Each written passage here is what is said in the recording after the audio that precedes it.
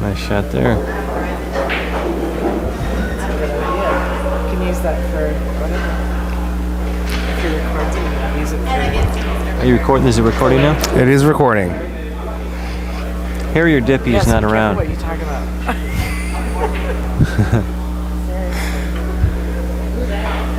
It's there forever. That's why you freeze your man to the ball. So Yes. He can't kick one rail. He's got to go two. 2 rails is much tougher. One of the things about going 2 rails or 3 rails is different tables and the rails play differently. Change that angle. And I was listening to a discussion, I think, with CJ Wiley on Run Out Radio about how the difference between diamonds and Brunswicks, gold crowns. Yeah. Well, what was that? Oh, basically he was just saying that when you shoot a ball or kick a ball 3 rails, the angle, because the rails are springier on diamonds, and so the ball reacts differently, and so your kicks don't necessarily go to the same spot. I see. Yeah, it makes sense. So yeah, if you're playing on tables that you're not familiar with, and you try to kick. I missed it. Oh wow! Oh wow!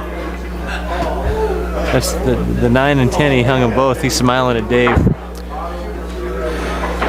People are asking. Raven's asking, what is the most racks we've seen run in your life? How do you answer that? I've seen a 6-pack a couple different times.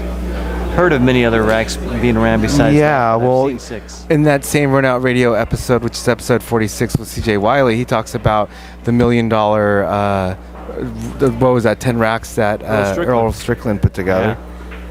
Yeah. Pretty cool stuff right there. Yep. There's a little one-hole action going on right next to us.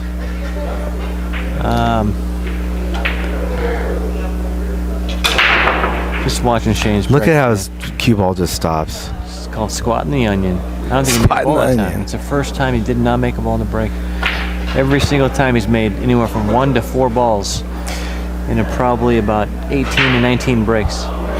Superfun's asking some interesting questions. He's asked, is there any drug that can enhance your pool game? Well, I am not an advocate for using drugs to enhance your pool game, but I do have to admit that sometimes having a drink or two loosens me up a little to feel a little more comfortable. I say you go do some push-ups, buddy. There you go. Loosen you up too. Interesting. I might try that. Get your blood flowing. When somebody smells is the worst kind of sharking to me. I try and be courteous and wear deodorant, but when somebody has a bad funk about them when they play pool, I'm gonna say something, but sometimes people don't realize they stink. Mm-hmm.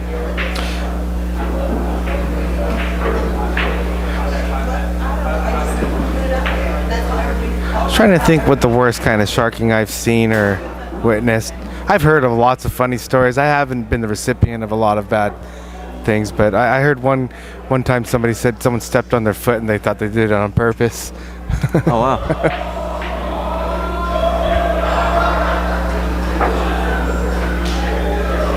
Kenny Crenshaw, 9 racks. I didn't know that. That must have been a Fast Eddie's, huh?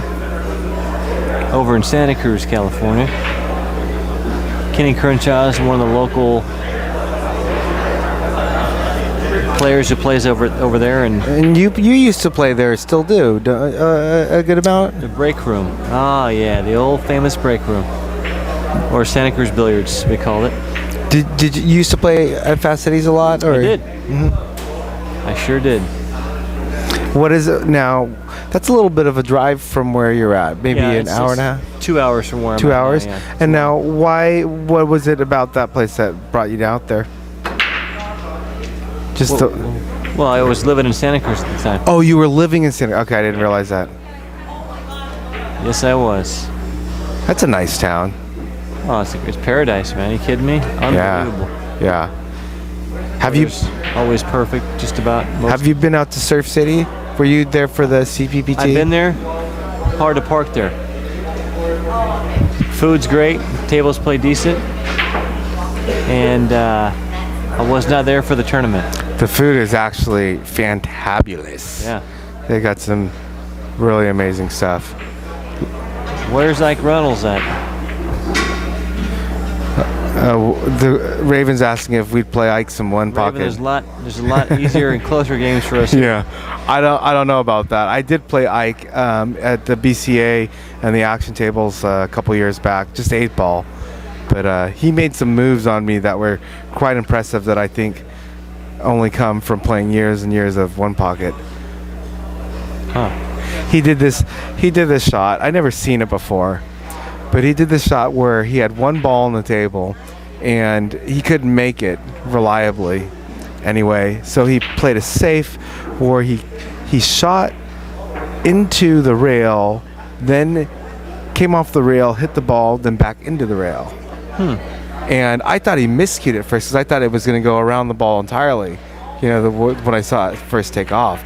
But the speed he hit it with, it's like when you can control a ball and roll it 6 inches and not 8 inches or whatever, because you hit it too hard and it just opens up the. I'd have to look at that. That sounds interesting. Yeah, it was.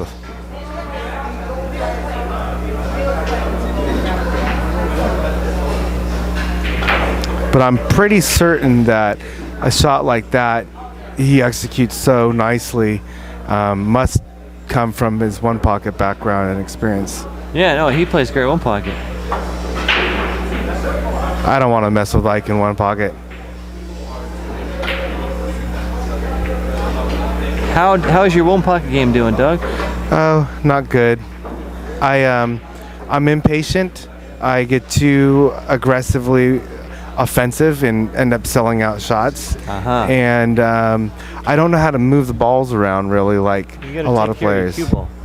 Yeah, and I've seen people take out balls out of pockets that I just didn't think was possible. Yeah, no, I hear you.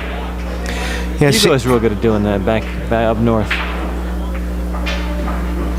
But I do know I have a decent knowledge of the 2 and 3 rail bank and kick shots. Sure. So that's something that I like to, I enjoy being able to utilize that. It's a fun game. Once you really learn the game and learn some moves, it's a fun game. It's like playing. Once you learn how to have some aggressive defense, you'll think a little differently about the game. Right. And the other thing I still haven't gotten over about the game of one pocket is sometimes you get in these defensive situations where you're bunting balls around and moving, cue ball and object ball, and then you finally get your one offensive opportunity, and it's not an easy shot, but if you go for that shot, you need to come with it and make it, and not sell the farm by missing it. Like Billy Palmer told me, when you gotta go, and when you got the green light, you gotta pull the trigger. Right. When you got the red light, you gotta bunt or stop or play safe. But red light, green light. Green light means go and go for it. Yeah, and so for me, it's like when I'm hitting balls around and I'm not put a ball in a pocket for several innings, and then I finally come up to the table to make that shot to where that could lead to the run out to win the game, I dog it, and it just frustrates me because I understand. It's just it's tough. It changes the dynamic and rhythm of the game, and you have to have a lot of confidence with your stroke when you want to still be offensive. It's like I'll play 9-ball and I'll be hitting balls, getting in stroke, and and the shots seem easier. It's sort of like straight pull too. You get the same shot, but because you got out of line, or so you thought in your head, it's tougher. Whereas in 9-ball, you only have one ball to shoot at. You're like, okay, I hit this and do that. Well, there's a book called Winning One Pocket. Okay. And I'm gonna highly suggest you look into that book. Who writes that, I wonder? And I'll tell you what, it's the best book ever written on one pocket, in my opinion. And there's another one called Shots, Moves, and Strategies. If anybody wants to learn how to play one pocket, do some studying. All right. Well, it looks like the BBQ is out there in the chat room. That's Barbara Lee of POVPOOL. And here we are. Dave Knight? Oh, no, Barbara Lee. Oh, okay. Barbara Lee. Here we are running the POVPOOL stream, and Barbara and Daniel have taken the night off. Yes, they've had a long day of commentating.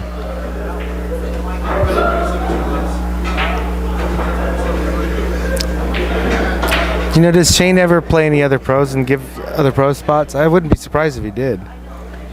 Well, there's enough guys he can play even and still have a hard time that He doesn't need to. yeah, I don't think so. I guess we'd have to ask him that.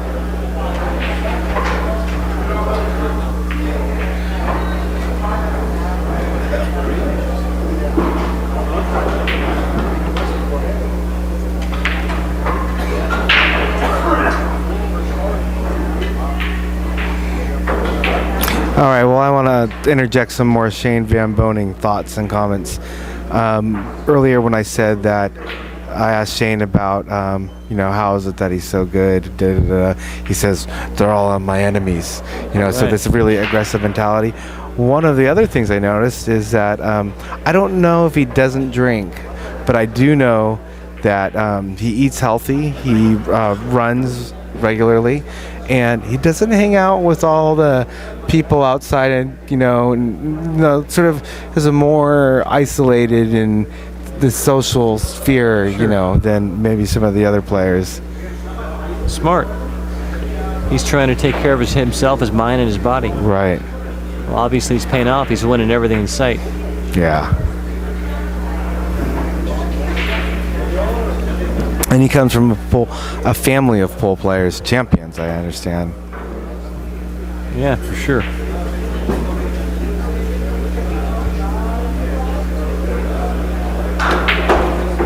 He's hitting the ball real pure right now, man.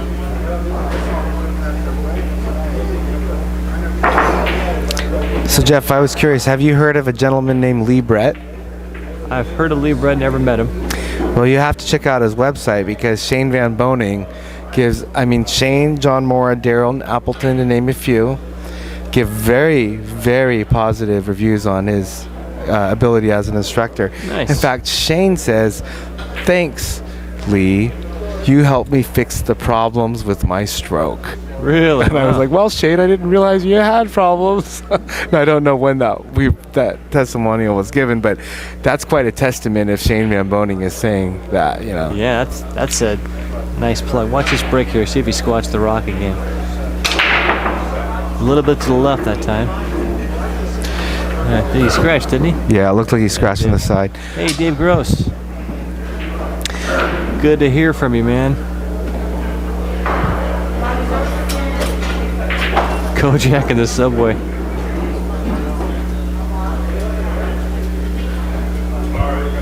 I got Doug Wu here with me. Doug made the trip from Northern California, and he's been hitting balls all week. Well, since Thursday. Since Thursday, yep. Yeah. How do you like the way these tables play up here in this tournament room, Doug? I like them. Play good, man. They play great. You remind me of Family Billiards Yeah. in San Francisco, Delbert's place. Very similar. I think the tables here, they play really well. They're tough. They are tough, very tough. But there's also, the way they run these tournaments, there's very little distractions because, aside from maybe the spectators moving around in the bleachers, and there's a good amount of space in between them. No, it's a great tournament room for sure. Looks like Shane's going to go ahead and concede this game. 4-5. He He gave it says, to him. let's just get on with this. Yeah. Next game.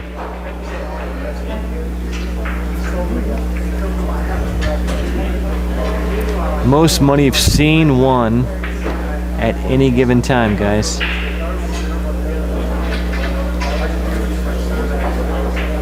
That looks like we have Bob Bolio out there too, the World PPA. Bob Bolio, huh? Yeah, World PPA. What's up, Bob Bolio? Bob's a good guy. You know what, Jeff? Now that I got you on here, Bob was talking about your idea of having a World PPA event with larger entry fees Yeah. and payouts. And, he mentioned that he had interest in exploring this idea. Now, another May person... 31st, we're going to have a tournament up in Sacramento. It's a $25 entry fee. And we're going to only take 48 players or 64 players.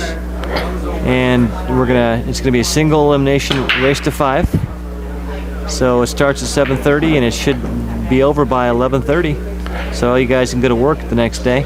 And so this is at Hard Times? Hard Times in Sacramento, yes. And is that going to be a World PPA event, or is that? It is. It is. Oh, okay. It's going to pay out top 4 places only. So we're going to try and do that, just because I've heard a lot of guys talking about. I shouldn't say a lot of guys. I should say several people talk about. Man, I played in a tournament with 25 players and I won $110 first place. Well, make the entry fee a little higher, and we live in the Bay Area. There's a lot of money up there. And some guys can afford to pay that a higher entry fee, and some guys want to pay it. Right. I know. Well, I always think it's good to have options. Sure. I hear you. And Marshall Williams was another person who seemed to agree with. Yeah, Marshall. I know he'll want to pay. Bryce Avila. So of course some of the higher rated players, but if you're going to give up a big spot, a race to 3 or 3 games in a race to 5, and work that hard, you might as well be rewarded for it instead of just getting gas money. I mean, it's $4 a gallon, guys. Right. And I paid $125 to get in this and lost 2-0. I might have to check that World PPA event out. Yeah. And Hard Times is always a fun place to play at. Yes, it is. And I spoke with Tony Torres because the last time I was watching a stream, which was not this California billiard event, but what one did POVPOOL do before that? I can't even remember. Someone mentioned in the chat room that they were streaming out of Hard Times in Sacramento. They are. Yeah, Brian the Flame, the new tournament director. He's I guess you could say he's really doing a lot with what he has. Yeah. He put a stream together. There's no commentary, but there's video. And there's some audio, but it's just the background noise pretty much. Right. But, Francisco Bustamante was up there this week playing John Henderson, giving him 10-7 for 50 a game. And then he gave Walt Dorsey 10-6. And Bustamante won 5 games off each of them. But they had about 40 or 50 people watching. And I talked to Tony a little bit about that because when I heard the news that they were streaming, of course I went and wanted to find the stream. It took me a little time to find it, but then I did. And he explained to me what they were up to and whatnot, and they just basically wanted to have the regular in-house ability to have the matches be available to be viewed by the public. Yeah, that's great. And they're not at all against bringing in the pros like Daniel and Barbara when there's a bigger event. I know that Andy Chen has streamed up there before for the Chuck Marcolis. He was. Remember that.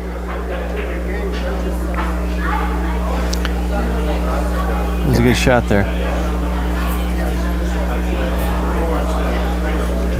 I think this guy's having a blast playing Shane. So yeah, I know he must be. So I want to talk about pool patches. Pool patches?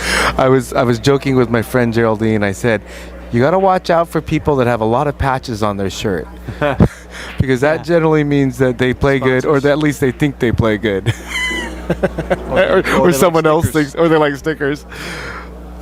But then she goes to me, she goes, what about that guy? She points at Shane. She doesn't even know who Shane is. And I go, oh, that's a real special patch he's wearing. I was just joking with her. She didn't know who Shane was, really? Yeah, she's sort of new to the pole scene. Wow. And being a pole fan, and so I always do my best to try to educate her. And that's nice of you. Yeah, in fact, if you're on Facebook, you may have heard of or been part of a group called How Not to Be a Nit in Pool. Oh yeah, I remember that. She was the one actually that inspired me to create the group because she kept asking me questions about spots and like, what does this mean and what does that mean? What does 10-7 mean, or going, giving the 8 going to 5 or whatever. And so she's like, what is a nit? And this is I need to learn how not to be a nit. And so I was like, here, let me help you all make a Facebook group for you. That's how it started? Yes, that's how it started. Wow, that's funny. Yes, Dave, Shane is still on the winter side. He plays tomorrow at noon. He plays Manny Chow on the winter side. And Max Everly plays Corey Harper on the winter side. Final 4 on the winter side. I could have beat Manny Chow. I had a chance. I played him in the You mini. just want to beat everybody, don't you? I do. See, you want to get better at the game. Yeah, I I told do. you. That's why it's good to play good players. So it's gonna happen. Barbara is out there thanking us and giving us some positive feedback. You're welcome, Barbara. Yeah, I would like to say something about this, Jeff, because a lot of times, you know, as a lower level pool player, when I first started playing, you know, we look up to the Shane VanBoenings and the Francisco Bustamantes and the Efren Reyes with such admiration of their game. And then, you know, as you start getting better and you start matching up and playing tougher and tougher players, you start thinking, you know, oh, maybe I can win a game here or there against some of these, you know, maybe higher level regional local players, whatever. And you know, it's funny because, you know, I don't expect myself to be a favorite against any of these quote unquote name players, but I sort of gotten past the deer staring into the headlights sort of mentality of, you know, it's like, are you looking at them because you're fascinated by them as a pool player and admiration and respect, or are you like Shane and going, you're my enemy, I'm going to beat you, you know? Well, I think the first time you play somebody like, say, Jose Perica or a, you know, Arturo or, you know, a Manny Chow, and you beat him, like you said a couple times, you could have beat Scott Frost. Once you beat one of those guys even, you know, you're going to have that superstar effect go away. Right. You're going to realize, hey, I can't compete with these guys, even though, you know, you're still low percentage to beat them most of the time, but you have the potential to beat them. Right, I mean, never underestimate your opponent. Anybody's beatable at any time, but it's a great feeling. I mean, the first time I beat Jose Perica in a tournament, I thought, wow, I can play pool finally, man, you know. But when was that? That was at when I got 4th place in the Chuck McCullough's tournament. Oh, nice. Up in Sacramento. But yeah, I tell you what, it's but I've never seen Shane play before live. This is the first time. This is great to watch. Yeah. Guy plays flawless. Right. And so, you know, fun to watch. I guess part of the reason I bring that up is for the viewers out there that maybe are... Scratch? Yep. Whoa. Dodged a bullet there. He looked up at us both as we were owing.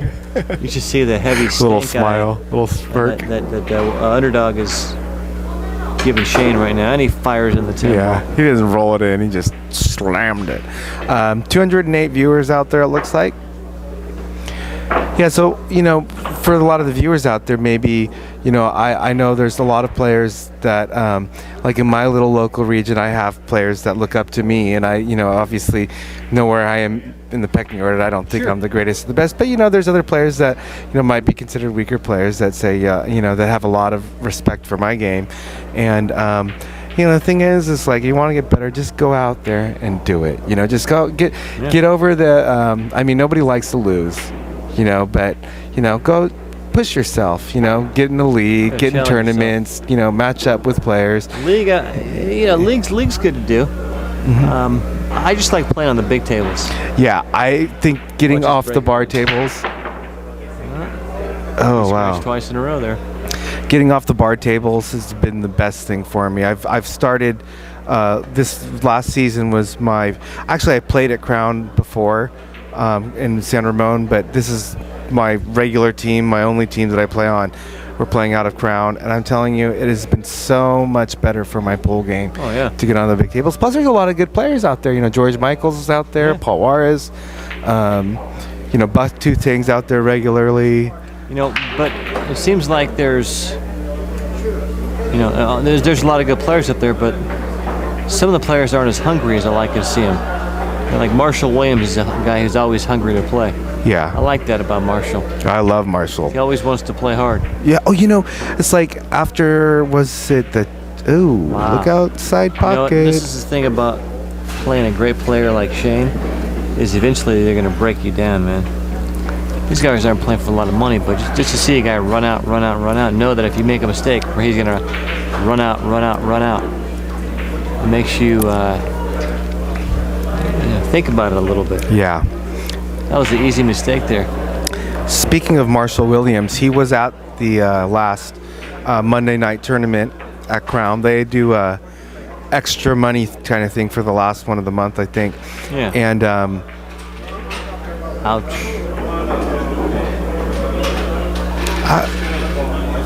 was he not?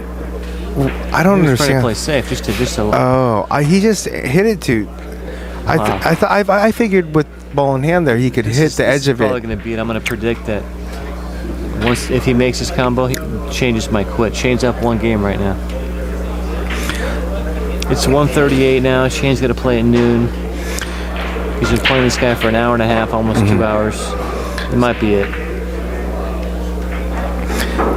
No, he's still going. So Marshall, after I think it was a chat. Was it? No, not the chat. What tournament was it? It was some tournament at California Billiards a while back. You know, this is Marshall. He turns to Rafael Martinez. He's trying to find a game. He can't find one. Hey, Rafael, let's play some cheap, $20 sets. I'll give you the 7. He wanted to give Rafael the 7? Yeah. Wow. So Marshall is, when you talk about hungry, he will give up spots to players that he shouldn't be just because he wants to push himself, and That's to get a game. see what he can do, And I really respect that and admire that about Marshall. He is not afraid to, just come out as with some, disadvantageous arrangement, and try to play over it. He likes to play the game. Do you know which one I am?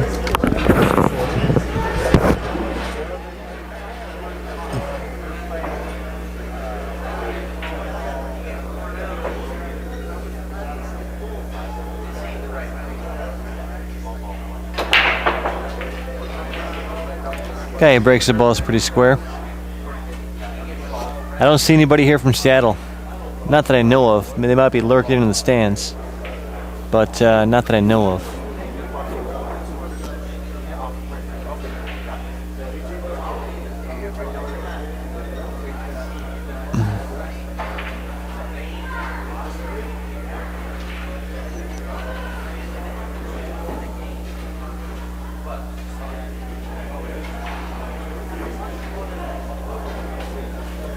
Raven is asking, let's start Raven, we missed your question earlier about the most money one. What was the most money? Most money won in pool. I've seen Bucktooth pull out a lot of money. As far as one, Nuts. I mean, he likes to play big. there was a guy that lost $80,000 in a local pool room over where I grew up playing at, named Howie. In 3 days, he lost close to $80,000 in cash. Getting a divorce from his wife, and decided to just blow some money in the pool hall. You know what? Yeah, 4 and 5, 2 ball out.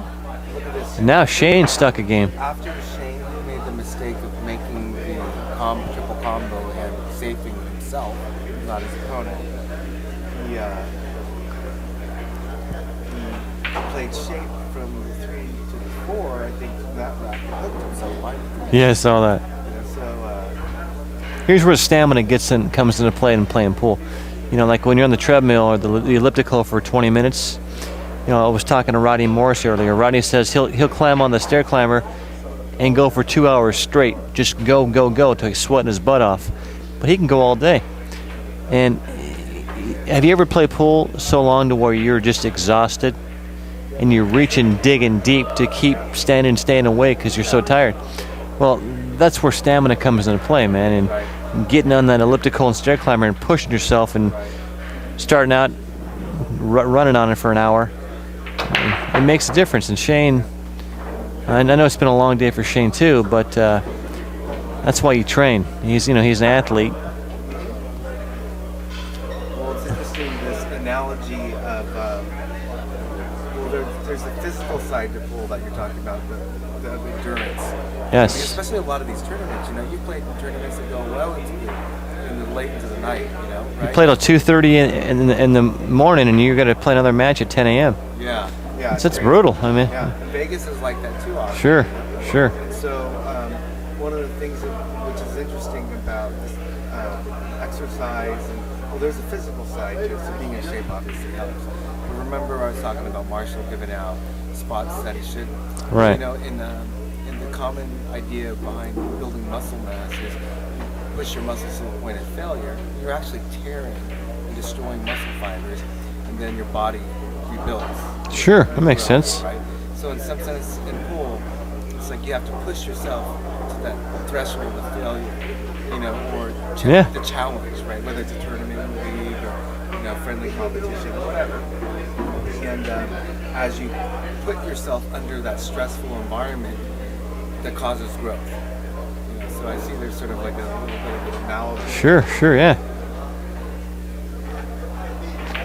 Looks like Shane's been working out a little bit too. He looks a little bit like he put some weight on. Upper body, arms, and chest and shoulders. You know, I read that he has been training. Like, I'm a friend of his on Facebook, and he talks about he's in the gym and he just ran 5 miles the other day. I think he probably got that from Earl Strickland. Earl Strickland definitely works out a lot. Does push-ups, sit-ups every day. He's in great shape for being out there. That was a good out there.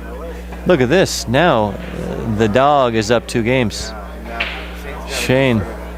Struggling a little bit with his couple mistakes he made there, which also seemed to cascade after that safety that we accidentally lost. Sure. Well, I'll tell you what.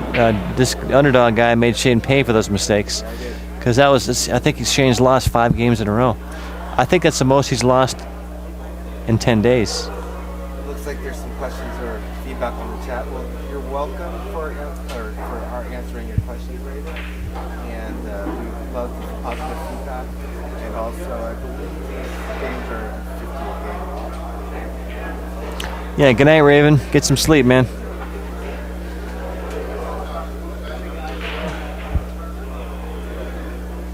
Now this is where Shane's gotta be. Yes, Dave, you're right.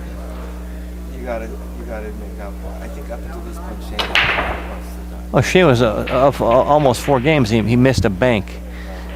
So now we're going into this analogy about failure or distressing of the muscle for the growth. Sure. Yes. This is where Shane is going. This is what not that he wants to be losing, but this is where he needs to really come together and stand up. And oh yeah. Shows. And some guys can just say, I quit, but... Shane's like, no, I've been waiting for this opportunity to step it up, you know? Oh, yeah. You gotta love watching this. Or not. It looks like, big deck again, just to get a little bit more than he wanted to. He didn't want him to have an edge on the one to hit. And now, when you kick at this one, do you just swing at it, or you try and play safe? Depends on.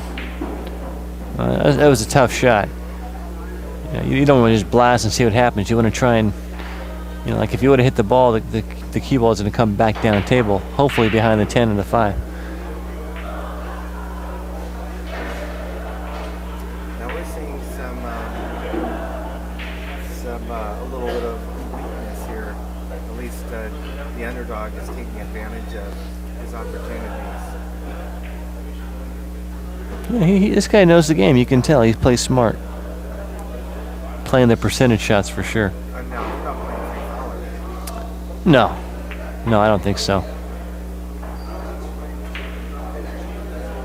But the 1 ball really didn't have a pocket to get to the 2. So he put it down table closer to the 2. Let's see how Shane kicks this 1 ball.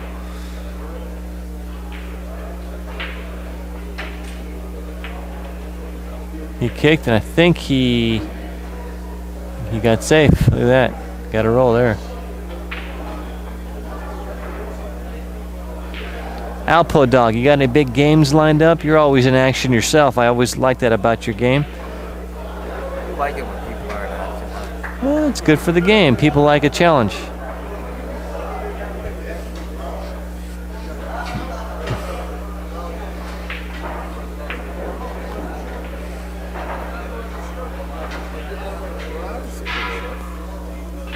It's a good shot. Shane's going to try and make the 1 and kick it behind the 7 ball. He kind of shot that a little fast too. I don't think we're going to have any 1-hole action coming up. Word is that one of the locals lost 3 games at 50 a game, and they called it a night. Tomorrow might be a different story, though. We'll see what happens. Sorry, Jason. It's funny, you can't see the look on Shane's face right now, but he's very like statuesque. Oh yeah. Almost looks like Rafael Martinez, right? Oh, kinda. Like he's not. You know, it's funny because one time someone told me you should never show emotion in pool, Yeah. like good or bad, because if you always are very stern and focused and robotic and threatening looking, that it not only helps your game, but it actually intimidates your opponent. Sure. So even say you get out of line and you hook yourself, but you don't go, oh damn, I hooked myself.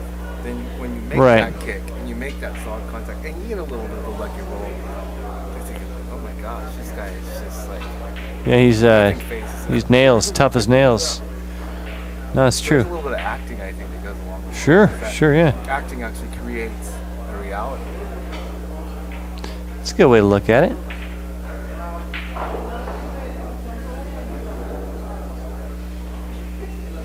But you have some guys who are absolute actors, like, for example, Hugo. Now, Hugo is a very emotional player, and when he misses, he starts reaching for his hair and he starts pulling it out. And he's wondering himself, why do I play so bad? Why do I play so bad? He starts reaching for his what? Oh, yeah, I've seen Hugo miss the ball and take both hands, put it on his hair, start grabbing his hair, yanking it, and there's a clump of hair on the pool table. So, as far as showing emotion, that's all he does is show emotion. Oh, I think someone turned my mic off. Oh, gotcha. There you go. Doug is back now. Thank you, Bob, for that feedback. Yeah, so as far as welcome back, Doug. Yeah. I'm back. Oh, I missed that ball. Well, I got a feeling that that 5 ball is going to be tricky for sure.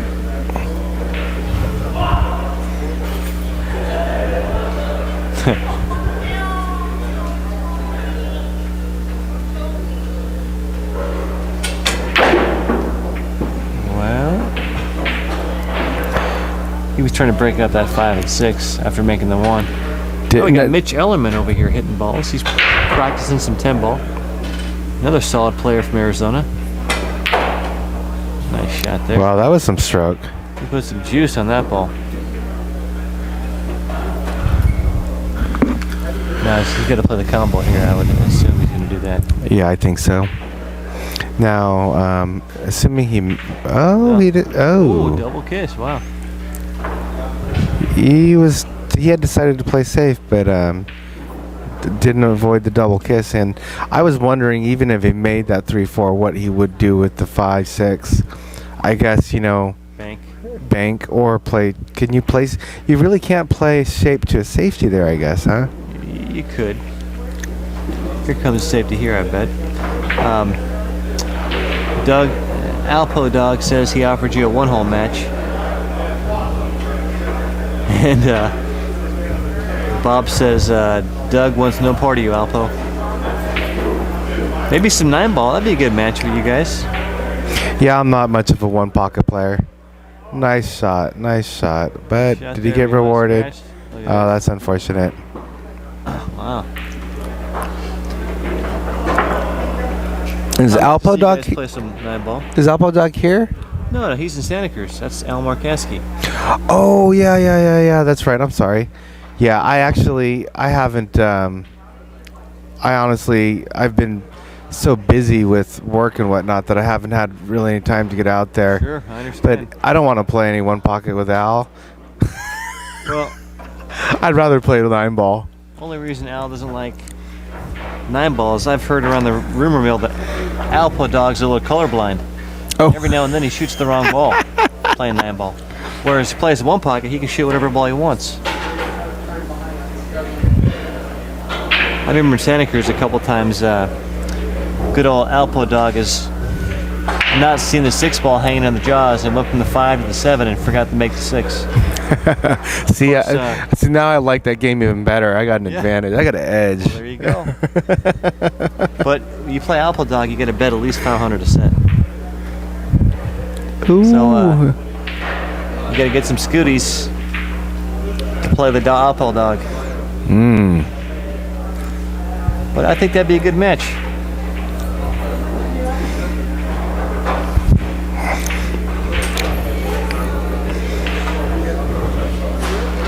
Smart guy here, man. So I want to mention something else. Remember I was talking about the patches I was giving my friend Geraldine? Right? Yeah, pull patches. She goes, "What does it mean?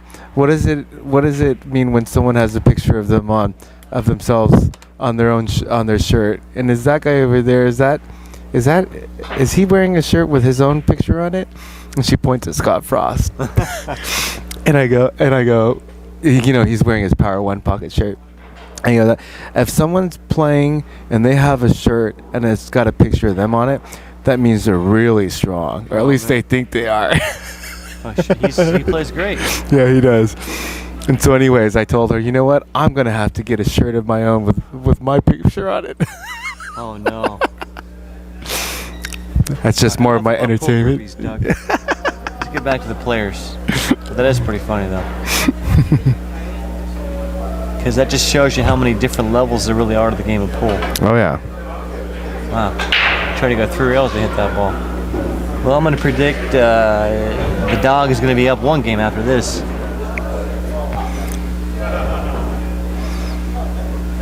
So, you know, one guy that I always admire his game a lot is Jason Williams, Marshall's brother. Yes, let's talk about Jason. You play in the same city as him in Concord. Yep. Mm-hmm. And lately it seems that Jason just plays bar pool. Yeah, well, you know, he showed up for the Chet, and he played great. Yeah, he got a 4th place finish. He had a chance to beat Rodney Morris there. He was up on him, and then I remember he missed a 7 ball that I thought he should have made. And then it was soon after that he, in his own words, he said Rodney made a spectator out of him. Yeah. But yeah, he's. Just so you know, Shane, sorry to cut you off, Doug, but no, Shane just looked at the dog and says, "Last game." So this is the last game they're going to play, guys. This is it. So tell me about the WW. Oh, okay. So this is a funny thing, is I have this philosophy that that in order to be a good pool player, you need role models. You need to see other players play, and that you can emulate. And Jason, out of all the people that I know in my local area, I would consider him one of the most dominating players in the local area. He plays great. And, you know, being that he's also a good friend of mine and we hang out a lot and whatnot, I spend a lot of time with him, you know, and I see him play, and I see him get out of just miraculously difficult situations, right. And, you know, just been under the gun, under the pressure, and just come through and perform, you know, time and time again. So it's like, you know, there's obviously better players than Jason Williams, you know. You know, there's Efren Reyes's and Shane VanBoening's or whatever. But you know what? I don't get to hang out with them all the time. I don't get to know all the nuances to their game. I don't get to see them live all the time. And at another level, they're a little bit outside of my level of skill and reachability. Right. So when you know, I the other day I was thinking, you know, I need to learn how to summon the power of the Jason Williams, you know, like, you know, sort of like emulate him, think like he does, Sure. You know, and one of the things that he admits or claims himself is that he has a really strong mental game, which I'm a firm believer of. And so I was just joking around, and I thought to myself, you know, I go, what would Jason Williams do in this situation? Like when I get in a tough situation. And so then I said, you know what, I need to make a bracelet that reminds me, you know, when I get in a tough situation, when I'm looking at a tough rack, do I play safe? Sure. Do I go offense, defense? And just not only the strategy to the game, but just the mental fortitude that, you know, like the Shane VanBoening, every person is my enemy attitude. You know, Jason has that too. And so I made this bracelet just as sort of as a joke, but also as a real tool to sort of help me remind me, you know. Right. That's funny. Yeah. What's he gonna do here? Play safe. I really don't. Tell you what, if Dave wins this game, he's going to be up 2 games, and it'll be the sweetest $100 he's ever won. Now I don't understand why he didn't get better shape on the 3 with the 2. He came up short. Mm-hmm. He wanted to force an angle, but he came up short.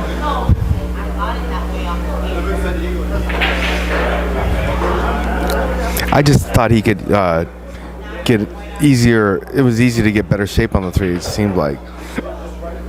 I agree with you, Jason. There is a lot of one-hole players here. Yeah, I just wish Jason would come out more. Yeah, you know, I will admit on his behalf that he did not make the 10-ball event at California Billiards, largely because he had a good friend who had a big party that he didn't want to let her down. And so, and plus, you know, I'm not too sure how fond he is of 10-ball and that, you know, the difference in rules. I don't think it's something.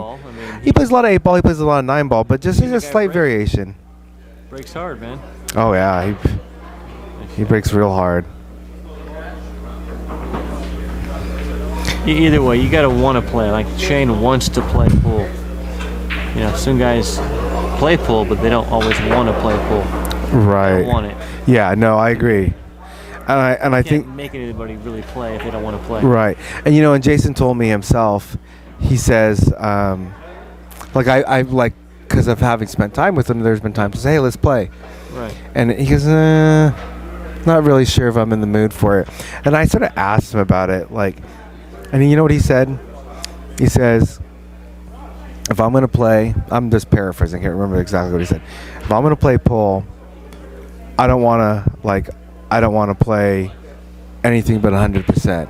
So if I'm mentally not in the mood, not ready, not prepared, not feeling good, I won't play. He's smart. That makes a lot of sense. It really does. Because he says that essentially, if you don't give 100% all the time, and you practice lazily or sloppily and just knock balls around, and you see yourself miss shots, that in your subconscious mind, you're cataloging that, you know, and so that he doesn't want to even taint his, you know, his subconscious, even if he's just by himself. Yeah. Looks like he's breaking down his cue, huh? That was the last game. Oh, it's funny. Look, the underdog's breaking down his cue, but Shaney's continuing to rack the balls without hesitation. Yeah, that's what I mean. This guy wants to play. He just likes to hit the balls. And I don't mind watching him play, man. It's great. But, yeah, it makes sense about what you said. You want to play it. You want to play at your top level every time you get in the box and play. Well, Shane is still breaking the balls here.